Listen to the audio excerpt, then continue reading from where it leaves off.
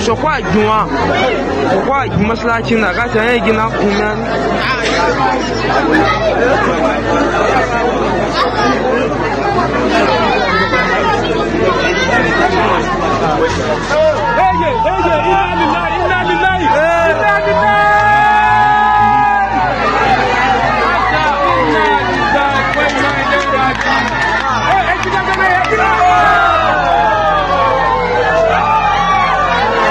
Uma tragédia sem precedentes assola a cidade de Mokwa, no centro do estado de Níger, na Nigéria.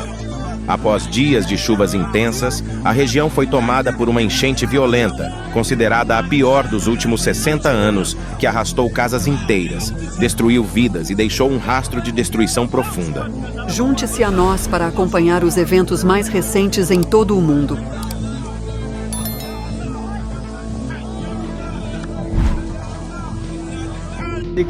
Mais de 200 vidas foram perdidas e pelo menos 500 pessoas continuam desaparecidas, segundo autoridades locais.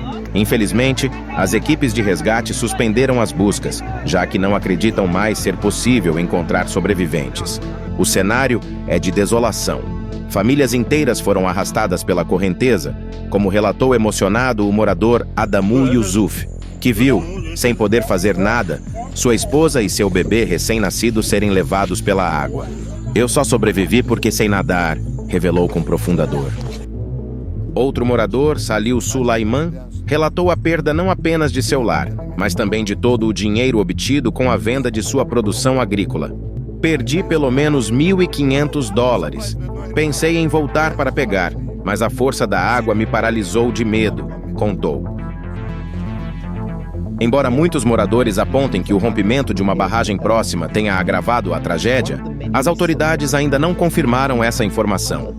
O volume da água foi tão avassalador que corpos foram encontrados na cidade de Raba, a mais de 1 hora de distância de Mokwa. Em meio ao caos, líderes locais orientaram as comunidades vizinhas a enterrarem com dignidade qualquer corpo encontrado. Contudo, o chefe distrital, Muhammadu Aliu, lamentou que muitos corpos jamais serão recuperados, pois foram levados pelas águas do imponente rio Níger. Para tentar amenizar o sofrimento das vítimas e evitar uma crise sanitária, a Agência Nacional de Gestão de Emergências iniciou a distribuição de pacotes de ajuda humanitária e prometeu apoio contínuo às famílias afetadas. Além das vidas perdidas, a infraestrutura da cidade foi gravemente danificada, com pontes e estradas destruídas, impactando fortemente a economia local e isolando comunidades inteiras.